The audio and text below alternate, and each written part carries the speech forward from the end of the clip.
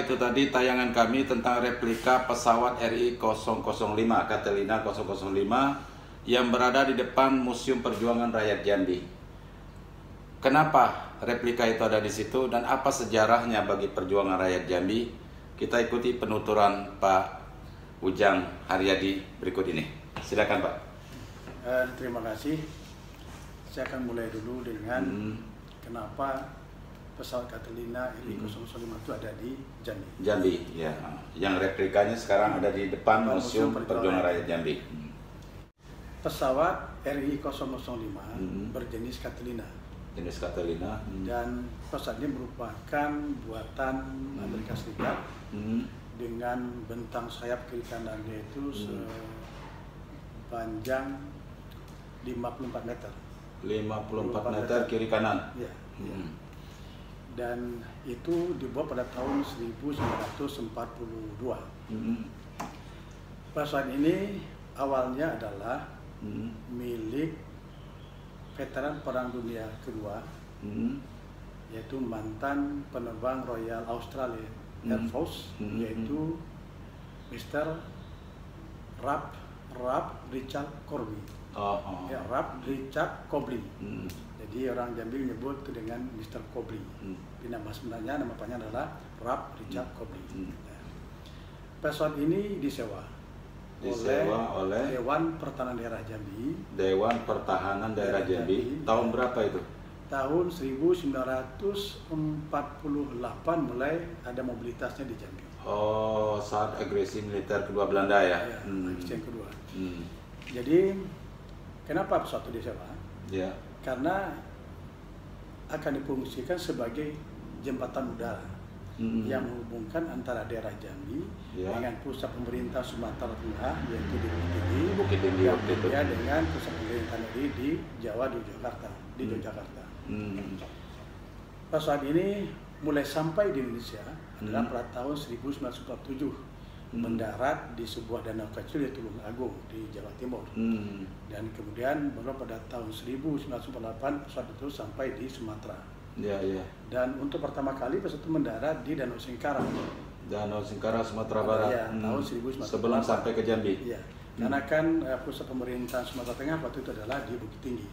Dan dari Danau Singkara ke Bukit Tinggi kan tidak terlalu jauh. Jadi tadi saya katakan dia juga sebagai jembatan udara pada waktu itu, yang menghubungkan antara Jambi dan pusat pemerintah Sumatera Tinggi dan juga pusat pemerintahan di Yogyakarta. Selain itu, apa fungsinya lagi? Adalah untuk membawa para pejabat militer. Pejabat militer yang ada di Jambi. Pejabat militer yang dimutasi pada waktu itu. Jadi Jambi kan waktu di bawah subteritorium daerah Jambi, di bawah komandan Kolonel Abunjani. Ya. Dan bahkan pada tahun 8 beliau mengatakan bahwa pesawat itu juga sudah dibeli sebenarnya oleh, tidak lagi disewa, tapi dibeli oleh Jambi, yaitu di bawah subteritorium. Artinya pesawat itu digunakan untuk transportasi para pimpinan-pimpinan kita saat itu. Jadi selain membawa para pemimpin, terutama pemimpin militer, juga untuk membawa perbekalan baik sipil dan militer. Bahkan, untuk logistik. Untuk logistik ya. Logistik peperangan juga. Ya, termasuk logistik peperangan. Jadi memang sebenarnya memang pesawat cukup efektif. Jadi beberapa kali berhasil menembus blokade yang dilakukan oleh pemerintah Belanda pada waktu itu. Dan Belanda sebenarnya mulai mencurigai bahwa pesawat RI 005 ini juga digunakan sebagai pesawat membawa peralatan militer. Jadi Belanda yang mencoba lah untuk mengetahui di mana posisi pesawat itu, dan tentu dia ingin merusak pesawat tersebut sehingga tidak bisa digunakan sebagai mobilitas untuk penghubung antara Jambi dengan daerah lain di Sumatera dan di Pulau Jawa. Nah, pada tahun 1948 tadi saya katakan pesawat ini mendarat di Danau Singkara. Dan kemudian baru dia ke Jambi tepat pada tanggal 8 September tahun 48. Setelah disewa atau dibeli? Nah, setelah disewa. Setelah disewa. Jadi mendarat di Danau Singkara, Sumatera Barat, dan nanti dia akan ke Jambi untuk membawa penumpang.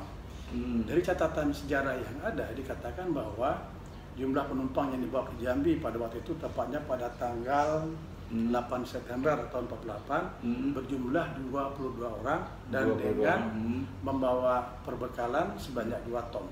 Siapa saja di dalam itu diantaranya? Pada waktu itu memang ada pejabat militer dan juga ada sipil di pesawat tersebut.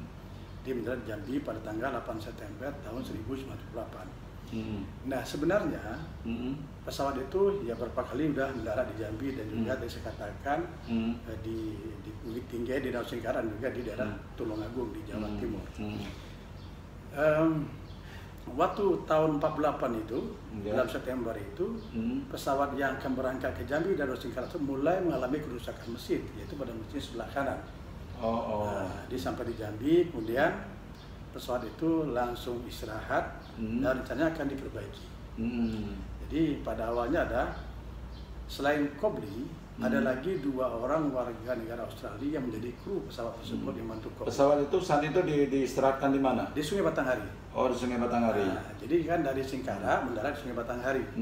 Nah di sana biasanya tempat berlabuhnya itu adalah di dekat rumah dinas Gubernur sekarang. Ya, sekarang yang ada di pinggir Sungai Batanghari. Iya. Dan untuk menutup itu biar tidak tahu Belanda, biar tidak nampak dari udara, itu biasanya ditutup dengan daun-daunan. Oh, untuk mengelabui Belanda supaya jangan ada nampak pesawat situ ditutup dengan daun-daunan. Jadi setelah mendarat, pada bulan September tersebut, pesawat ini kemudian stay di Jambi untuk diperbaiki. Iya. Jadi karena proses yang lama dan juga belum selesai, harusnya pesawat ini kan juga kembali ke Bukit Tinggi, ke Singkara untuk bawa penumpang yang lain lagi. Jadi dia bolak-balik seperti itu. Iya. Jadi karena ada kerusakan tadi, stay di Jambi sambil diperbaiki. Nah, kru yang 2 orang warga negara Australia itu kemudian kembali ke Australia untuk melewati Singapura dan terus ke Thailand, kemudian ke Australia. Nah, akhirnya Kobli waktu itu dibantu oleh perwira muda Angkatan Udara yang bernama Jan Londa. Jan Londa bantu Kobli, kemudian dibantu nanti oleh Prangko, yaitu salah seorang staf Dewan Pertahanan Surabaya. Jadi Prangko ini nama lengkap beliau adalah RH Abdillah Prangko Perwironegoro. Itu nama aslinya. Nanti beliau yang selamat dari satu-satunya penumpang yang selamat waktu pesawat itu jatuh. Jadi saya lanjutkan dulu. Jadi setelah sekian bulan tidak juga berhasil diperbaiki, akhirnya kru yang 2 orang tadi saya katakan warga negara Australia itu langsung kembali ke Australia dan tinggallah Kobli sendiri di Jambi. Kemudian dia dibantu. Kopilotnya ya? Enggak, itu yang bantu krunya, mungkin ada mekanik dan segala macam. Nah, akhirnya Kobli kemudian dibantu oleh Jan Londa, yaitu seorang perwira muda Angkatan Udara dan bertugas sebagai mekanik. Dan dia dibantu juga oleh tadi adalah RH Abdillah Prangko Prawironegoro, itu membantu. Jadi karena kerusakan mesin tadi, ya tidak jadi pergi ke Pulau Jawa untuk lanjutkan penerbangan. Mereka ini orang sewaan ya? Kalau yang Australia iya. Tapi kalau yang Jan Londa ya membantu. Karena kan sudah jadi milik Indonesia pesawat tersebut. Lagi kalau yang Bonjani mengatakan bahwa pesawat itu sudah dibeli malah oleh pemerintah Indonesia melalui STD Jambi. Nah, karena waktu itu situasi makin genting. Pada waktu yang kedua dan dapat informasi di Jambi bahwa ibu kota pemerintahan RI di Jakarta juga berhasil dikuasai Belanda dan kemudian gerakan Belanda juga semakin meluas sampai juga ke Jambi. Nah, pada bulan Desember tahun 48 itu kota Jambi mulai diserang oleh Belanda dengan menerjunkan pasukan paranya. Ada yang mengatakan pasukan merah Belanda. Jadi beberapa daerah di Jambi seperti Bandara Palmerah, kemudian kilang minyak Kenaliasa, kemudian Bajubang dan Tempino dikuasai Belanda. Nah, situasi kan mulai genting. Dan tadi saya katakan operasi Semurah itu katanya. Burung Murai. Nah, jadi kalau Belanda mengetahui posisi pesawat terbang RI-005, tentu Belanda akan menyerang pesawat tersebut. Nah, jadi akhirnya Kobli dengan kru yang ada itu ya bersepakat untuk menyelamatkan pesawat itu. Posisi pesawat saat itu di mana? Di Sungai Batanghari. Oh, masih di Sungai Batanghari tempat tadi. Ya kan dari September sampai Desember itu ada sekian bulan pesawat itu stay di Jambi karena kerusakan di sini tuh. Jadi mau diselamatkan dari situ disembunyikan maksudnya? Mau diterbangkan mungkin ke Thailand melalui Singapura untuk menyelamatkan pesawat tersebut. Jadi tadi setelah beberapa wilayah di Jambi, di kota Jambi dikuasai oleh Belanda dan sebelum sampai ke Sungai Batanghari ke pusat kota, nah akhirnya dengan inisiatif Kobli bersama dengan Jan Ronda dan Pak Franco, akhirnya pesawat itu diterbangkan untuk menghindari jangan sampai Belanda berhasil menemukan pesawat tersebut. Nah, jadi dengan masih mesin yang belum selesai diperbaiki, mulai take off di Sungai Batanghari dan ternyata mesinnya rusak dan ada menyampaikan bahwa dia itu meledak atau ada kilatan cahaya katanya dan dia terjatuh. Maka jatuhlah pesawat itu ke Sungai Batanghari. Ya, atau juga mungkin pada siang lain dia terbang karena rusak akhirnya tidak bisa terbang tinggi, kemudian dia mulai turun, kemudian dia menabrak tongkang.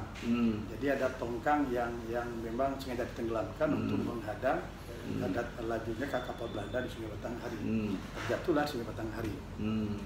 Nah pada waktu itu yang berhasil selamat adalah Franco. Pak Franco tadi. Kemudian beliau diselamatkan oleh nelayan penangkap ikan. Kemudian diserahkan kepada kapal angkatan laut yang ada di Sungai Batanghari dan baru dibawa ke rumah sakit.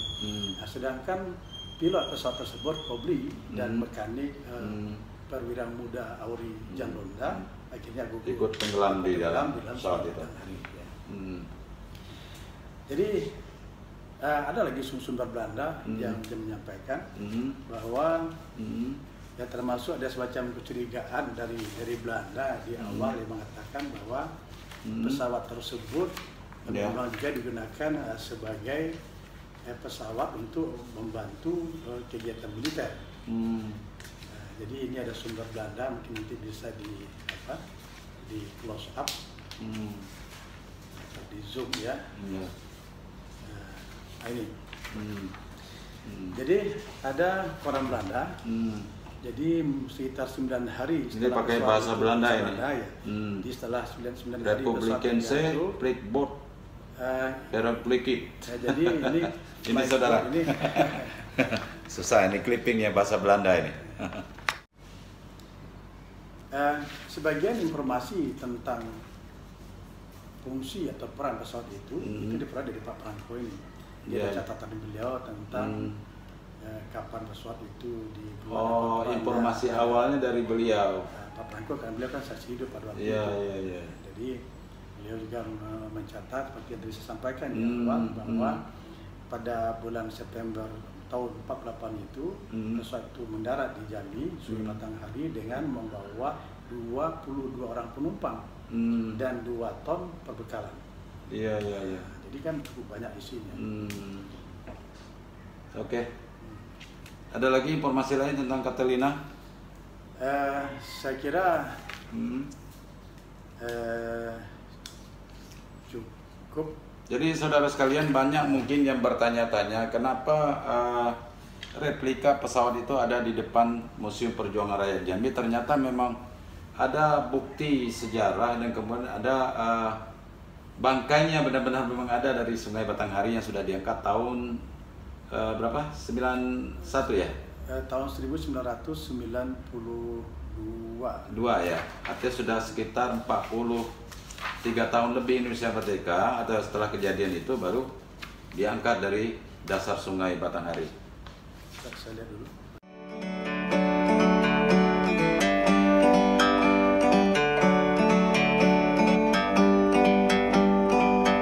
Like a bird on a tree, I'm just sitting here. I got time, it's clear to see. From up here, the world seems small. We can sit together. It's so beautiful, you and me. We're meant to be in the great door.